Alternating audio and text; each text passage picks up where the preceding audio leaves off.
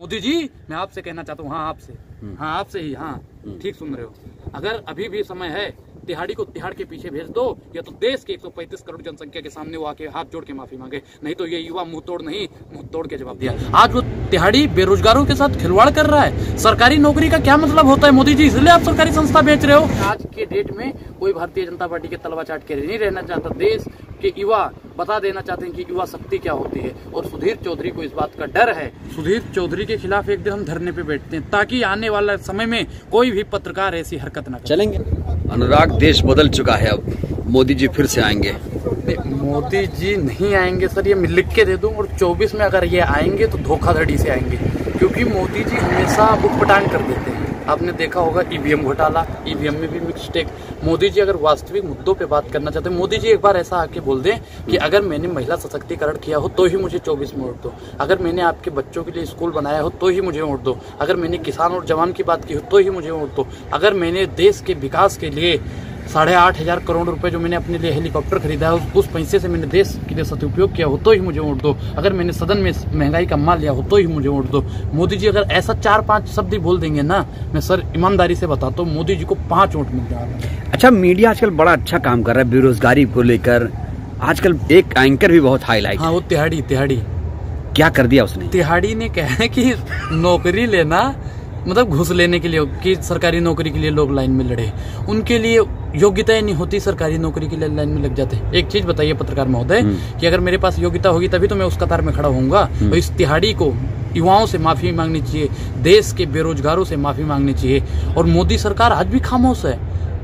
एक चीज देखिए, कभी बाबाओं का दौर चलता है, कभी पत्रकारों का दौर चलता है। कोई बाबा कहता है कि स्टेज से नंगा कर दूंगा, कोई बाबा कहता है कि 5 वक्त की नमाज पढ़ो, सब कुछ माफ है। और कोई पत्रकार, सर देखो मैं पत्रकारों की इज्जत करता हूँ, लेकिन गोदी सेठ की जो रखियल है मैं उनकी इज्जत नहीं करता हूँ। वो टीपी समझ रहे हो ना, वही पढ़ के बोलते हैं, और ये पढ़ना बंद कीजिए। और मोदी जी एक बार तिहाड़ी को तिहाड़ का सलाखे दिखा दीजिए, ताकि ये युवाओं का अपमान करना बंद कर दे। अरे जिन युवाओं ने आपको लाया, कहते थे युवा बेरोजगार हैं, मोदी जी आएंगे बेरोजगारी दूर कर जाएंगे। अरे मोदी जी, आपकी सरकार में एक तिहाड़ी जिसने कांग्रेस सरकार से कहा था, एक कांग्रेस वाले भैया कौन सा मुद्दा चलाना है, पैसा दीजिए हम चलवाते हैं, और उसको कांग्रेस सरकार ने तिहाड़ में भिजवा दिया। आज वो तिहाड़ी बेरोजगारों के साथ खिलवाड़ कर रहा है। सरकारी नौकरी का क्या मतलब होता है मोदी जी, इसलिए आप सरकारी संस्था बेच रहे हो कि कोई सरकारी नौकरी न ले। अगर कोई सरकारी नौकरी मांगता है तो उसे आप कहते हो योग्यता नहीं है। ये घूस लेने के लिए किया था, और ये बात उस पर साबित हुई। और वो तिहाड़ में कितने दिन रहा है पत्रकार महोदय, ये बात आपको पता है। तो माफी मांगेंगे वो, लगता है? माफी नहीं मांगेगा। मैं क्या करूंगी, जिसका दौर चल रहा है ये अंग्रेजों का दौर चल रहा है। अंग्रेज कोई भी प्रताड़ना दे सकता है देश की जनसंख्या को, और अंग्रेज से माफी मंगवाने की किसी की हिम्मत नहीं है। मोदी जी, मैं आपसे कहना चाहता हूँ, हाँ आपसे ही, हाँ ठीक सुन रहे हो। अगर अभी भी समय है, तिहाड़ी को तिहाड़ के पीछे भेज दो, या तो देश के 135 करोड़ जनसंख्या के सामने वो आके हाथ जोड़ के माफी मांगे, नहीं तो ये युवा मुंह तोड़ के जवाब। ब्लैक एंड व्हाइट प्रोग्राम करता है। अरे वो जिसका खुद ही ब्लैक एंड व्हाइट चेहरा, वो तो ब्लैक एंड व्हाइट ही करेगा। जिसके चेहरे पे खुद ही कलंक लगा हो, देश का सबसे कलंकित पत्रकार कोई है तो सुधीर तिहाड़ी ही है।